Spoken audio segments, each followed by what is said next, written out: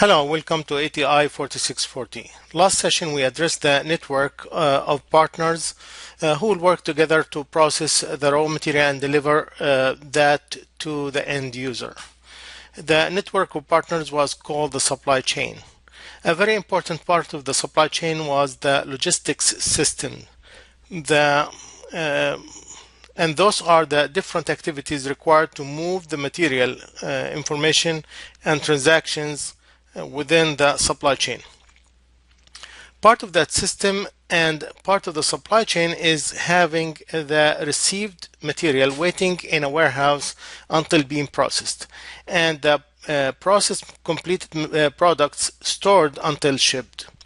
The stored material are called inventory, and the activities of receiving, putting away, moving, retrieving, processing, packaging, and shipping need to be managed through what's called an inventory management system. Inventory management will be the topic of this session. One of the most interesting stories about inventory management is Amazon.com, which started as a virtual retailer. No inventory, no warehouses, no overhead, just computers taking orders to be fulfilled by others. So basically, when you buy something, another person will be selling that for you, not a company, or could be another company. So basically connecting the seller with the buyer. Over the past 14 years, and due to the growth of Amazon.com, the company was forced to become the world's largest or leader in warehousing and inventory management. To manage all orders efficiently, each order is assigned by computer to the closest distribution center that has the product or products. A flow master, which is in German word for master. So master is master. So basically, as if we are saying that the flow master, which is somebody or who's somebody who has the experience to coordinate and assign the work to the teams responsible for getting that order ready for shipment.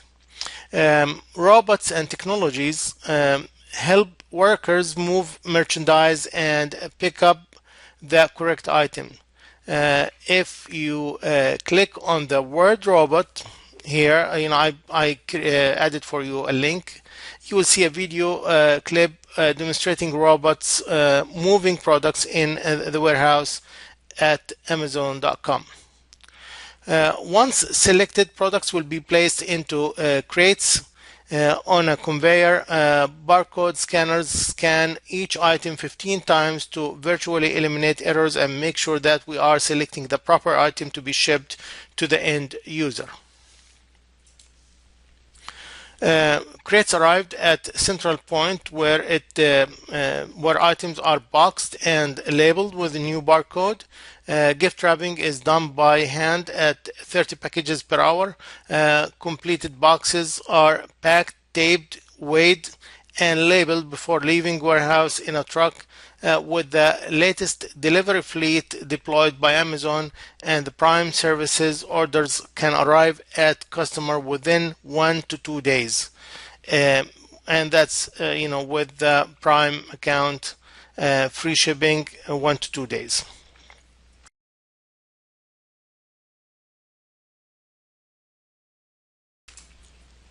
So to understand the objective of inventory management, let's define inventory first. Inventory is the raw material, components, parts, or work in process or finished even products that are held at a location in the supply chain.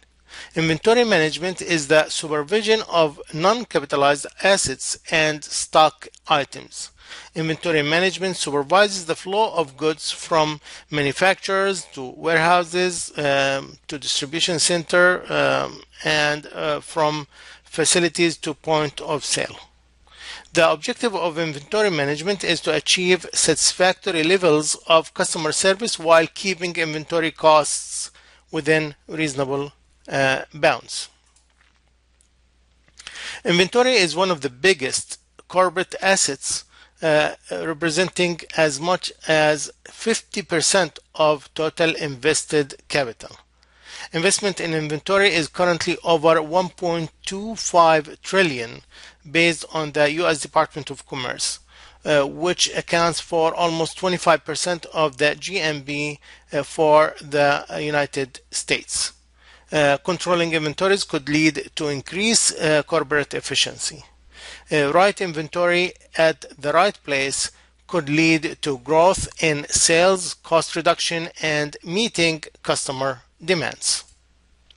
The function of inventory is to provide a selection of goods for anticipated demand and to separate the firm from fluctuations in demand.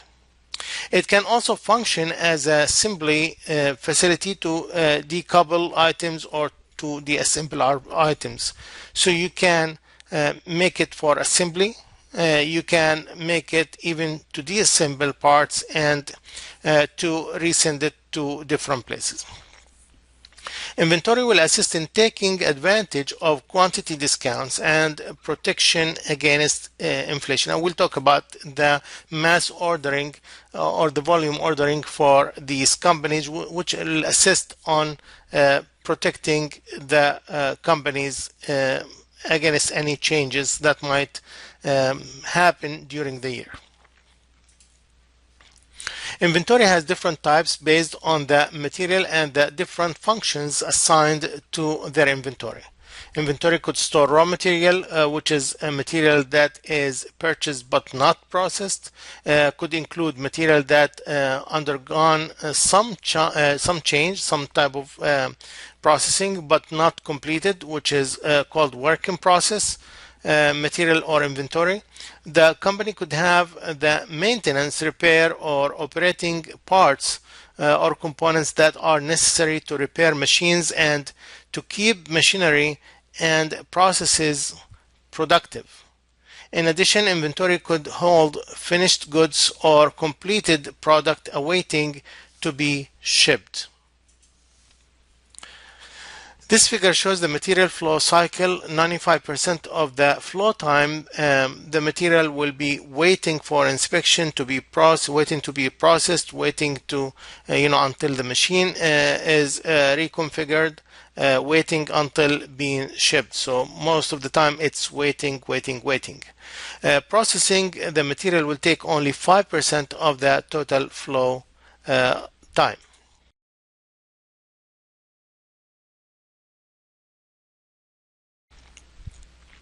So to understand inventory management, we need to examine how inventory items can be classified using ABC analysis.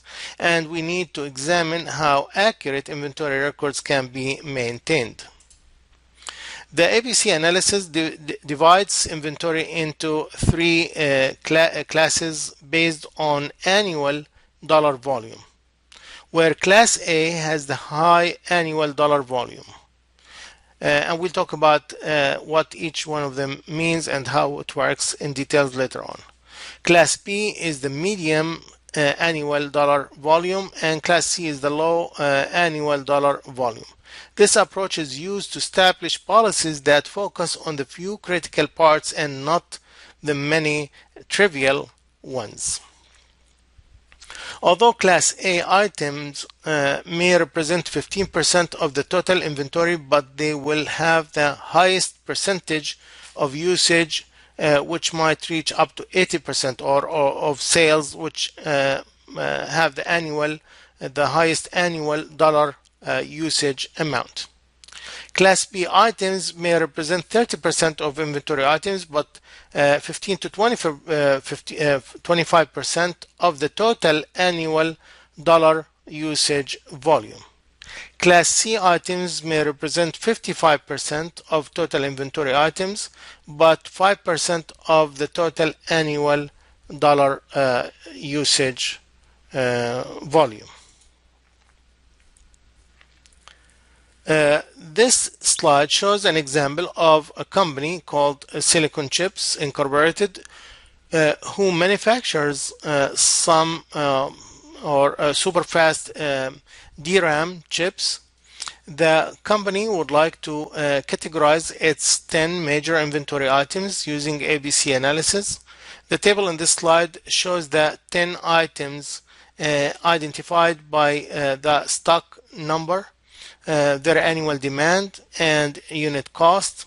The first two items have the highest percentage of annual dollar volume with 72% and can be classified as A items. You can see that most of sales are for the first two items.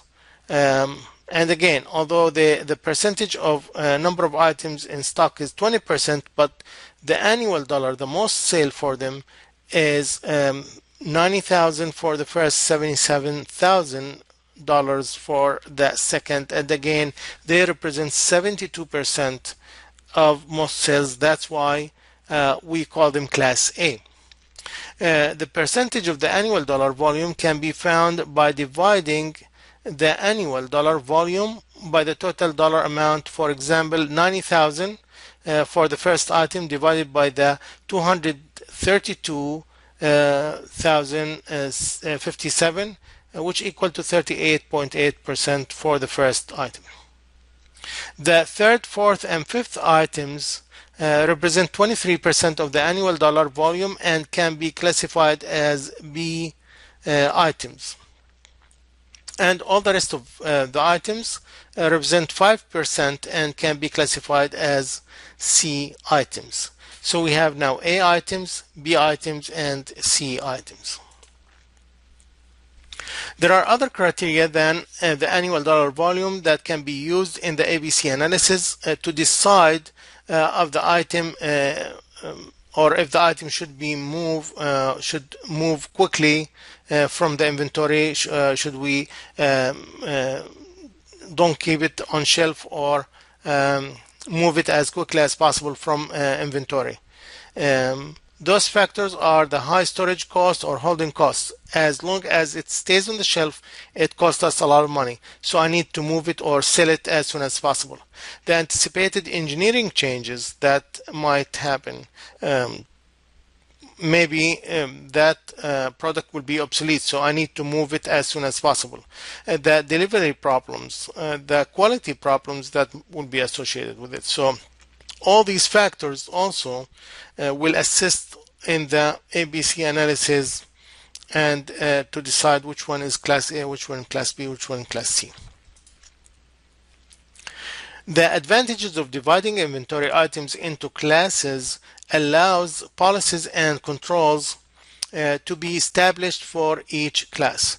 Policies that may be based on ABC analysis include more emphasis on supplier development for A items, tighter physical inventory control for A items should be placed in a more secured area, or the accuracy of the record should be verified more frequently, and more care in forecasting A items because they are the most important, so I need to forecast them accurately and more frequent. Record accuracy is very important for production and inventory control. To make sure of the record accuracy, a periodic check of inventory should be conducted.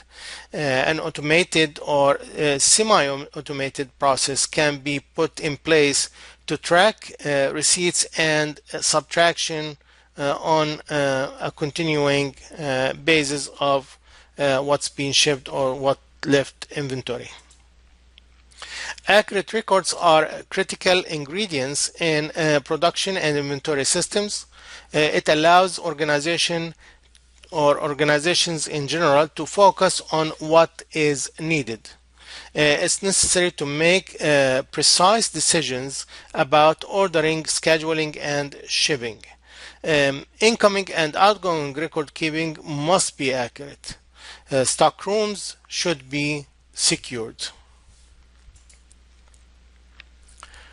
Cycle counting is a periodic system and physical count of items made at periodic intervals. Perpetual or continuous inventory system a system that keeps track of removals from inventory continuously, thus monitoring current levels of each item. It's often used with ABC analysis. And we have the cycle counting that has several advantages, such as it eliminates shutdowns and interruptions. It eliminates annual inventory adjustment. It has trained personnel audit inventory accuracy. It allows causes of errors to be identified and corrected, and it maintains accurate inventory records. The example in this slide addresses cycle counting. Coles Trucks Incorporated, a builder of high-quality trucks, has about 5,000 items in inventory.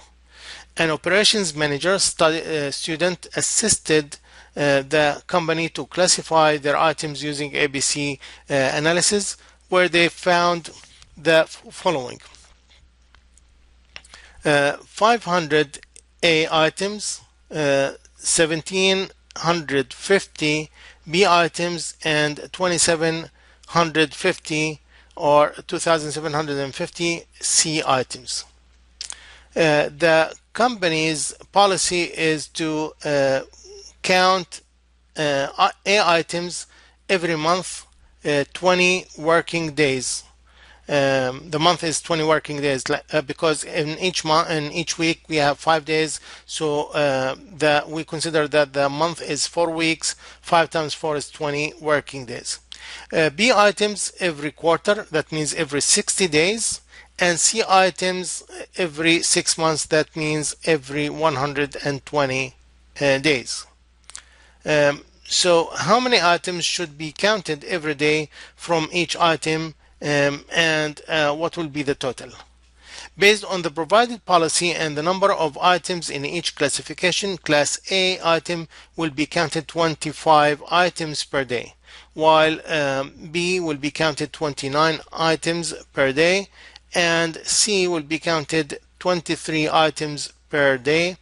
That is a total of 77 items that need to be scanned or counted on a daily basis. We might think that service sector does not have inventory, but intensive inventory is held in wholesale and retail businesses, making inventory management a critical component of profitability.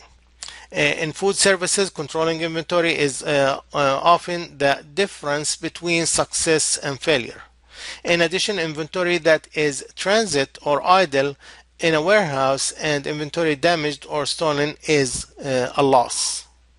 Inventory that is unaccounted for between receipt and time of sale is known as shrinkage, which occurs from damage or theft. Shrinkage can also occur as a result of sloppy paperwork that was not done accurately. To minimize loss, we can use techniques such as good personnel selection, selecting the proper people that can do the job, even doing more training for them so they will know how to do it correctly, and discipline. We can also have tight control of incoming shipments, and we can have effective control of all goods leaving facility. We will have a tracking system that knows or that can track every item that leaves the facility.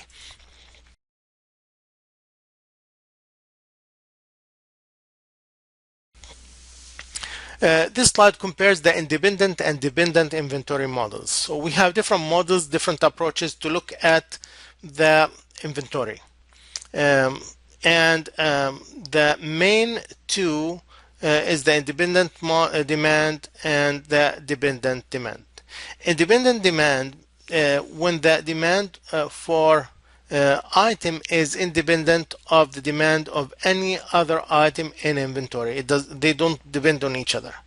The dependent demand, when the demand for an item is dependent upon the demand for some other items in inventory. This chapter will be addressing independent demand only. We'll talk about dependent demand if we have a chance in other chapters. There are three costs that can be identified in inventory: the holding cost, the ordering cost, and the setup cost. The holding cost is the cost of holding or carrying inventory over time. When you put it on the shelf, if you have it on the shelf there for a long time, that's a holding cost. Then we have to calculate that cost that will be associated with putting the item on the shelf. Ordering cost, the cost of placing an order and receiving goods.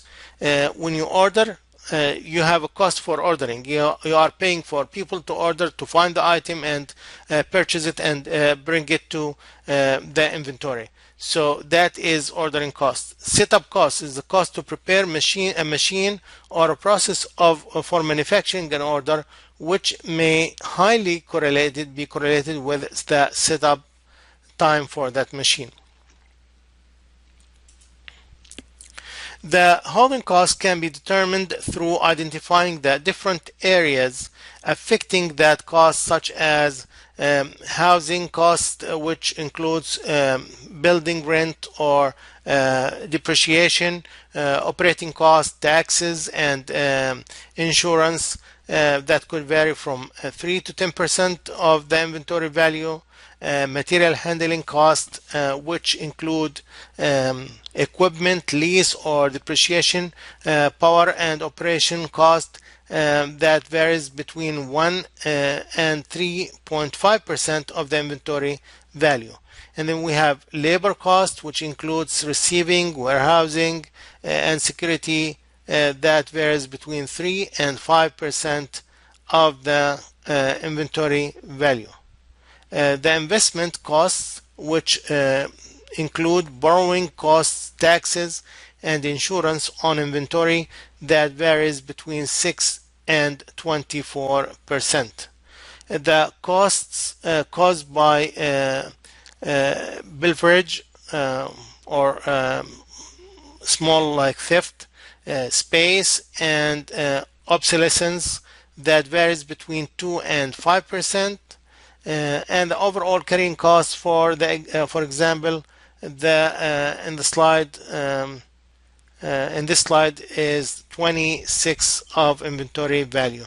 So the overall carrying cost, if you add all of them, the housing cost, the material handling cost, labor cost, investment cost, and cost of obsolescence and cost of space and little theft, will be altogether 26% of the inventory value.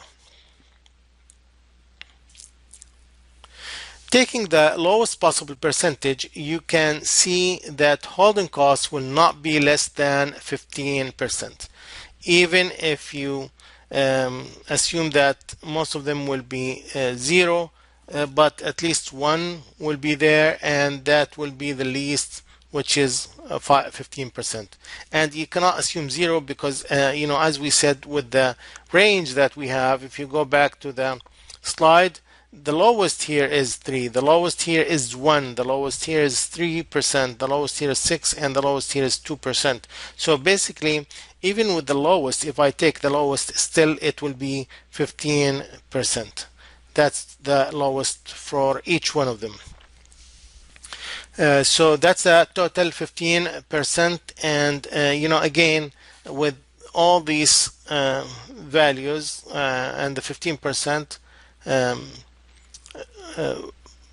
it's still the holding cost is there, and it's a big percentage of the inventory. So we need to minimize that holding cost.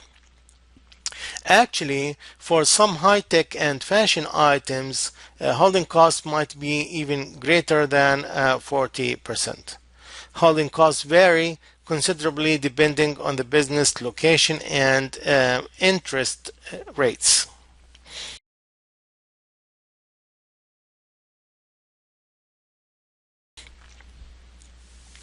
Based on the previous discussion, the company would like to keep holding costs down. Always they would like to keep their holding cost as minimum or as lower as possible. One of the methods that can be used to control inventory levels is the ability to determine when and how much to order.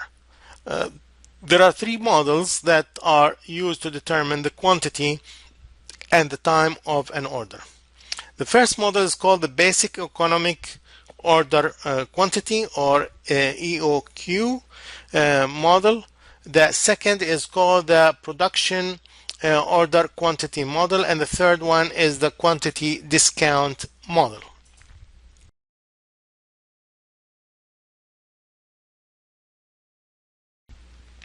The Basic Economic Order Quantity model assumes the following.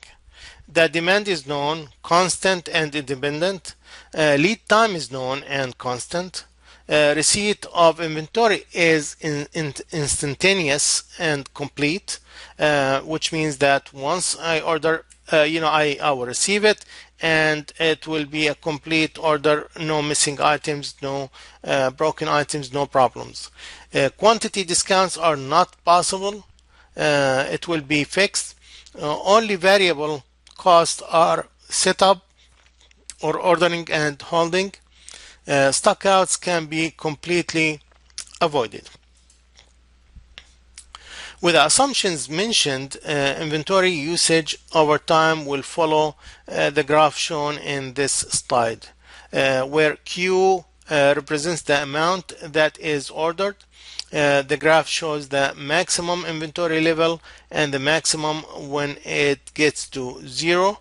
The average inventory on hand will equal Q maximum divided by 2, and we can set the Q over 2 as a reordering point, which will be discussed in details at a later point in this chapter.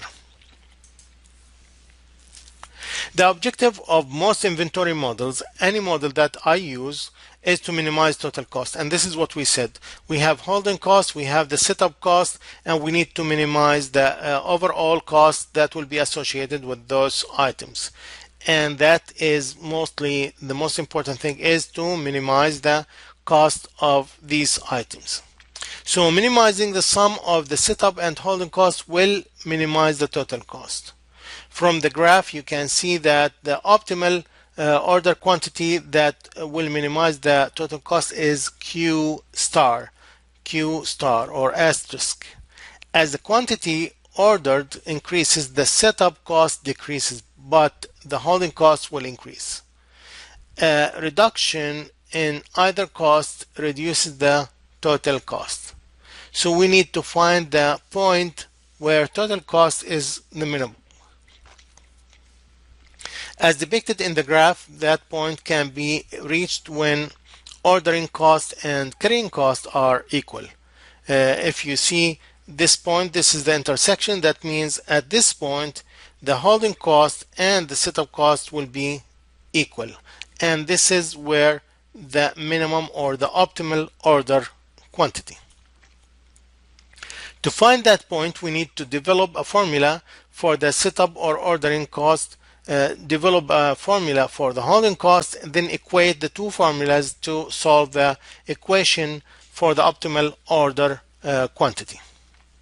So if Q is the number of units per order, Q star is the optimal number of units per order, and D is the annual demand in units for the inventory item. S is the setup or ordering cost for each order. H is the holding or carrying cost per unit per year. Then the annual setup cost is equal to number of orders placed per year multiplied by the setup or order cost per order. But number of orders placed per year will equal the annual demand divided by the number of units in each order. According to that, then the annual setup cost will equal to D over Q multiplied by S. It's D over Q multiplied by S. And again, D is the annual demand, and Q is the number of units per order.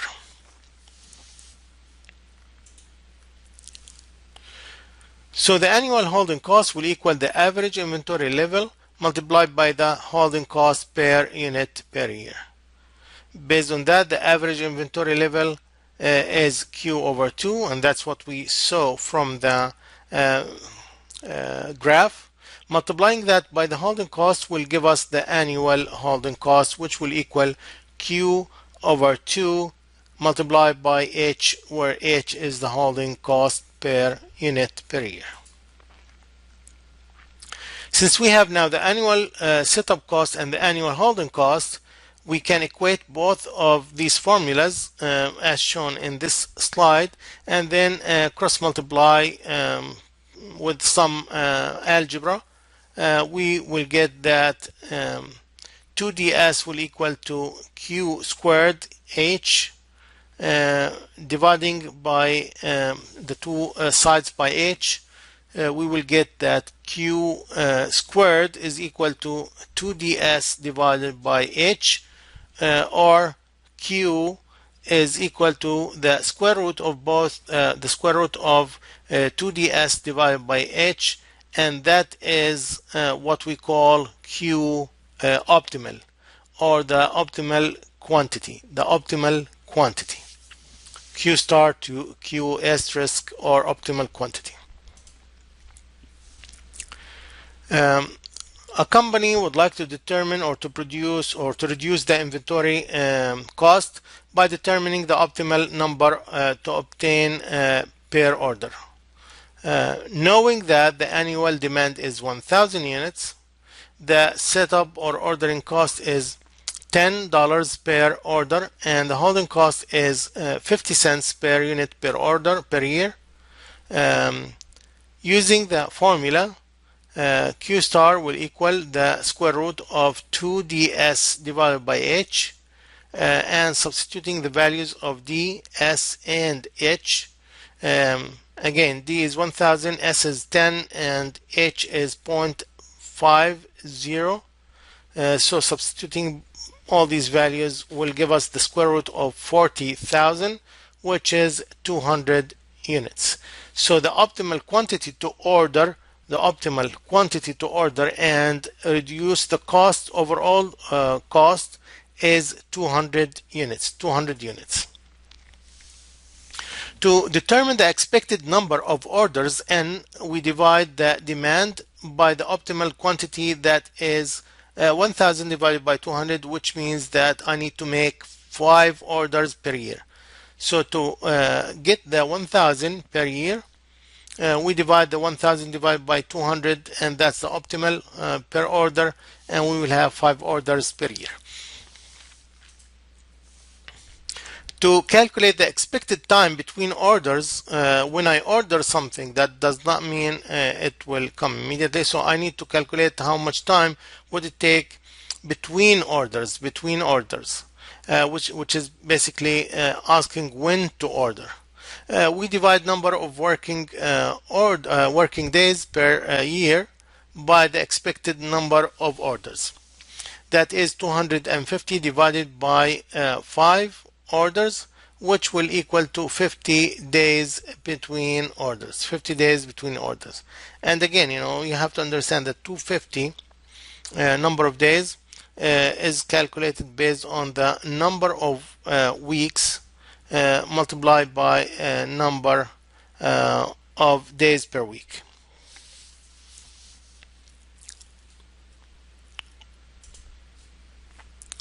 Knowing all the information to calculate the total cost, the total annual cost will equal setup cost plus holding cost, which will equal $100, and that does not include the cost of goods.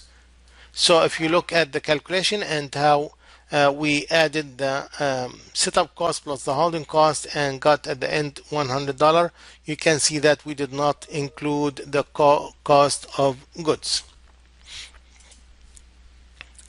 When including actual cost of material, the total annual cost will equal setup cost plus holding cost plus the product cost, where the product cost will equal the cost of the material multiplied by the demand.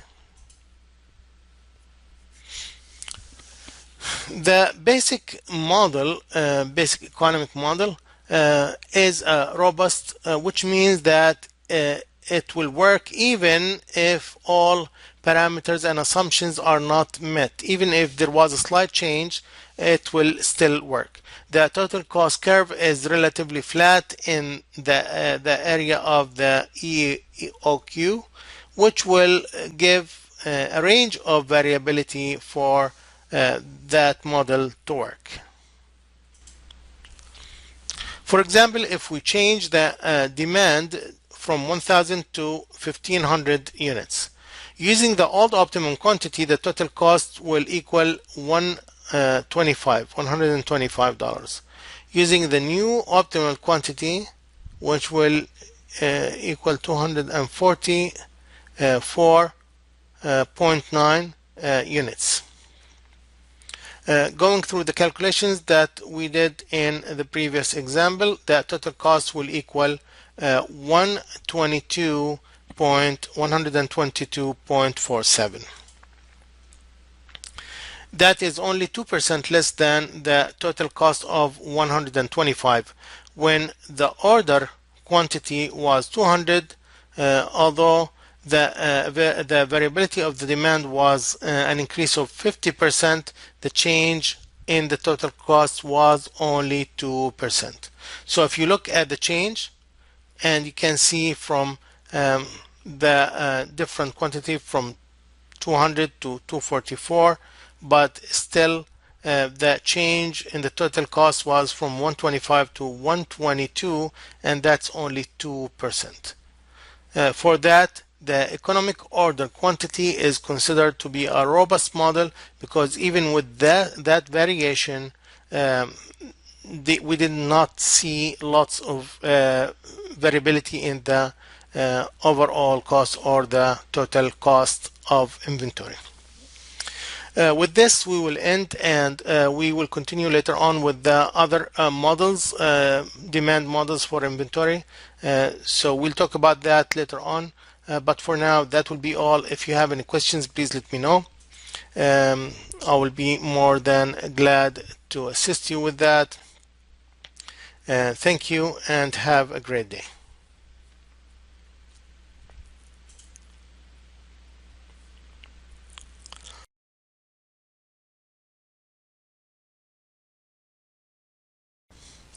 Hello and welcome to ATI 4640.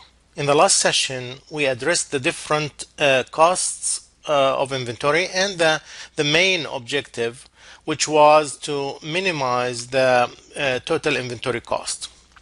We mentioned the different independent demand models, the basic economic order quantity, the production order quantity, the quantity discount model. And we started with the basic economic order quantity. In this session, we will continue addressing the other two models and define the reorder point.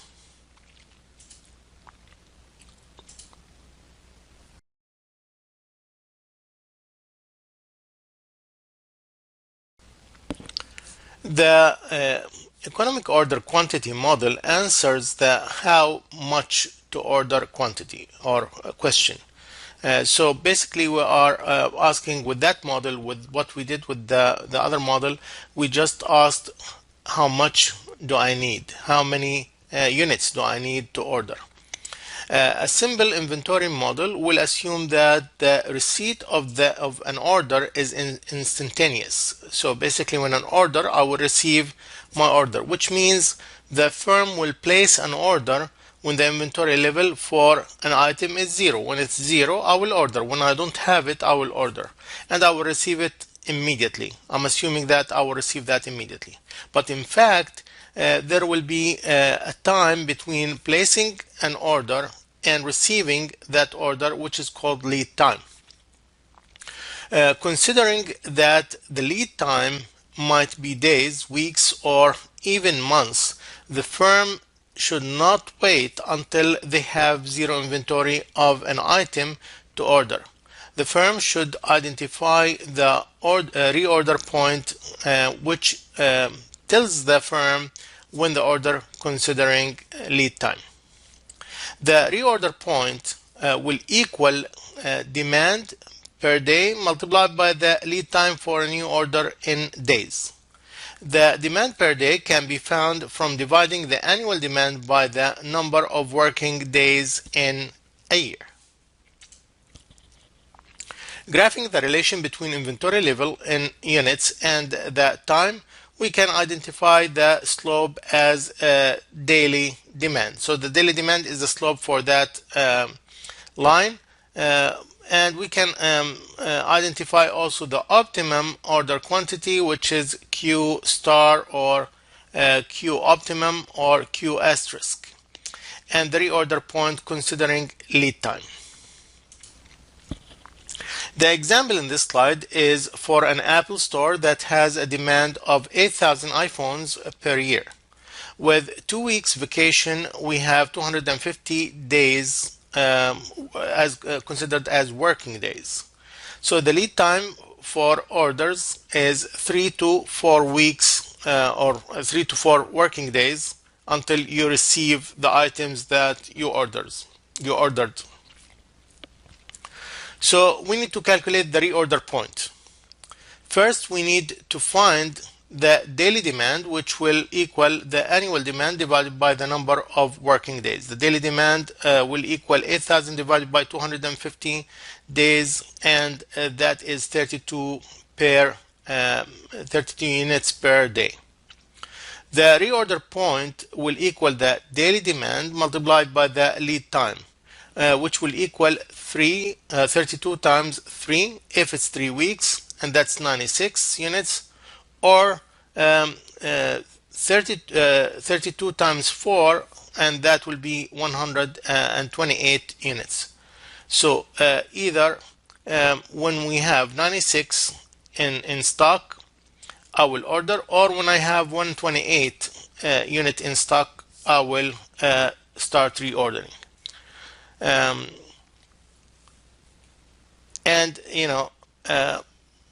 again, the reorder point or the Q star, or what we need to order is 96 units or 128. When we have 128 in stock, they should order the Q star to replenish their inventory.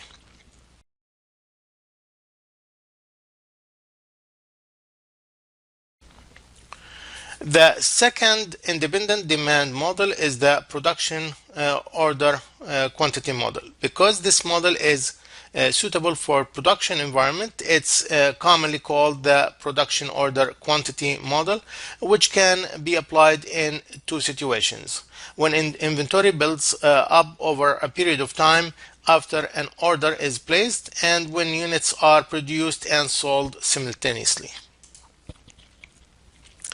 So using the following symbols, we can determine the expression for the annual inventory holding cost for the production order quantity model. Now remember that all what we care about is the holding cost, minimizing the all over cost, and that's by minimizing the holding cost and the setup cost. So we need to find both the holding cost and setup cost.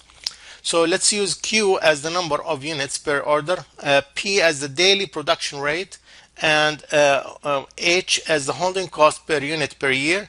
D, lowercase d, is the daily demand usage rate, and T is the length of the production run in days. So the annual inventory holding cost will equal the average inventory level multiplied by holding cost per unit per year. But the average inventory level will equal maximum inventory level divided by 2, and we saw that in the graph. And the maximum inventory level will equal total produced during the production run minus total used during the production run, that is PT minus DT. T. Based on the maximum inventory and the annual holding cost formula, the holding cost will equal PT minus DT divided by 2, all multiplied by the holding cost per unit per year. Assuming that the total produced is the number of units per order, Q, then Q will equal daily production rate multiplied by the length of the production run in days, which means that the length of the production run will equal to Q divided by P. So substituting T with Q divided by P in the annual holding cost formula, it will be annual holding cost equals Q over 2 multiplied by 1 minus D divided by P multiplied by H. Or in other words, half QH multiplied by 1 minus D over P. Half QH multiplied by 1 minus D over P. And that's our formula. So if the setup cost is the annual demand divided by the number of units per order multiplied by the setup cost for each order, and the holding cost is equal to half QH multiplied by 1 minus D over P, we equate both formulas as we did before in the previous model, so we can find that point for or the number that we need to order when the reorder comes, or the time to reorder comes. So we equal D over Q times S equal to half HQ multiplied by 1 minus D over P, with a little algebra and moving stuff around. We can find that the optimal production order quantity Q star will equal to the square root of 2ds divided by H multiplied by 1 minus D over P. A manufacturing company forecasted demand for the next year to be 1,000 units. With an average daily demand of 4 units per day, the production process is most efficient at 8 units per day, but uses 4 of them per day. So production is 8, uses 4. The company would like to solve the optimum number of units per order, knowing that setup cost is $10 per order, the holding cost is 50 cents per unit per year, and the number of working days per year is 250 days. We can find the optimum number of units using the formula. So we have the Q star for the production is equal to the square root of 2ds divided by H multiplied by 1 minus D over P. We have the demand as 1,000 units. That's the annual demand. So the uppercase D is the annual demand, the lowercase is the daily demand. S is equal to 10. H, the holding cost, is 50 cents per unit per year. And the lowercase d is 4 divided by P, which is 8. So, substituting all that, we will get the square root of 80,000, which will equal 282.8 hubcaps or wheels. When using annual data, the equation becomes the Q star will equal the square root of 2ds divided by H minus H multiplied by 1 minus the annual demand rate divided by the annual production rate.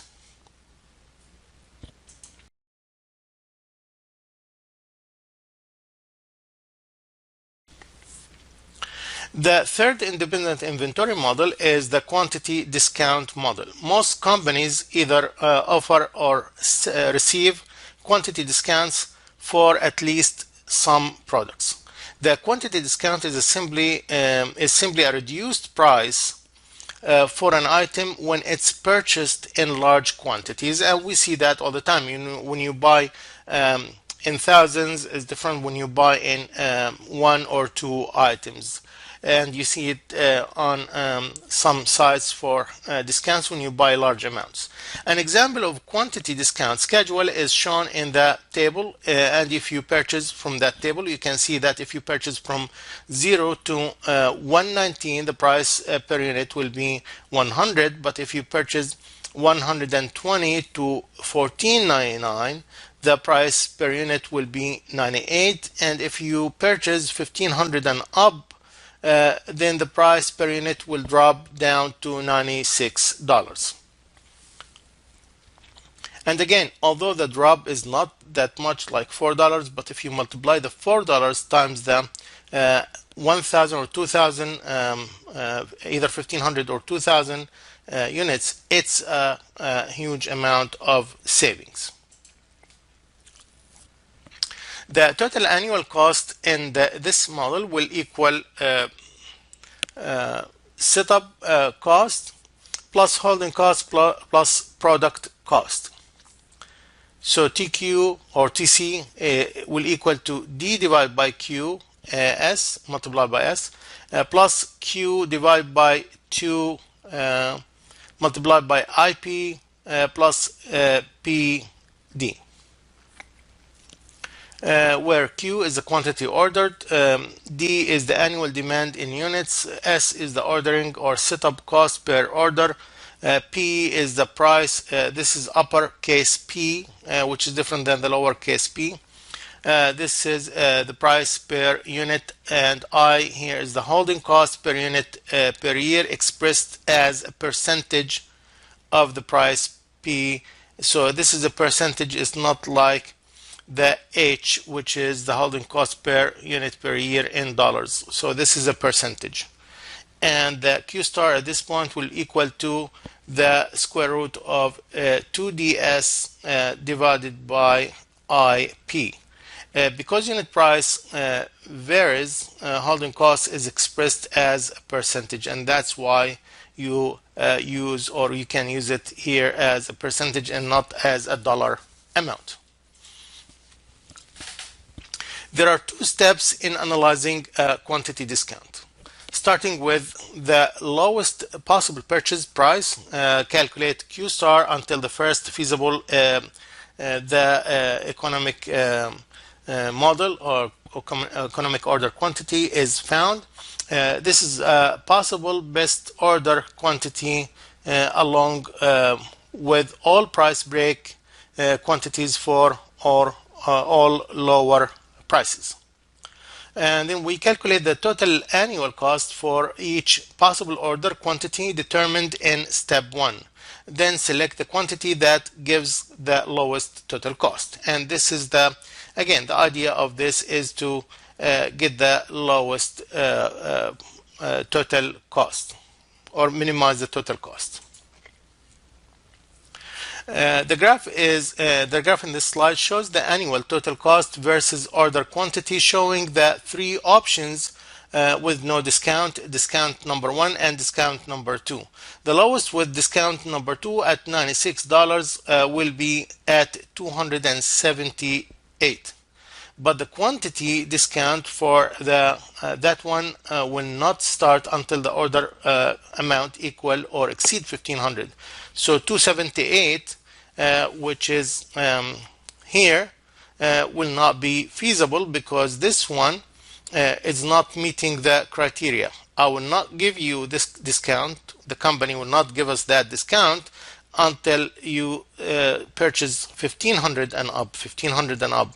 So whatever you purchase below 1,500 will not be feasible or will not apply to it the discount number 2, the $96. So what will be the other solution? So the next lowest will be the 275, and that is with discount number 1, 275, and with 275 it's $98 per unit, but it's cheaper than if I want to order 1500. So for me, this one is not feasible. This one is not feasible. This one is feasible and will give me the lowest when I buy 275 items. So this will be the first option, and then the next option, once I start ordering 1500 and up, then I will start qualifying for discount number 2. This slide confirms the graph showing that the 278 with discount 2 option is not feasible, and the next option will be the 275 but using discount number 1 at $98. The 275 will be optimum quantity for the quantity discount model that with a total annual cost of 51,000 excuse me, it's 517,155. So for what we discussed was the most popular form of a single purchase quantity discount called the all units discount. In practice, quantity discounts appear in a variety of forms. For example, incremental quantity discounts apply only to those units purchased beyond the price break quantity rather than to all units. Fixed fees such as the fixed shipping and processing costs for a catalog order.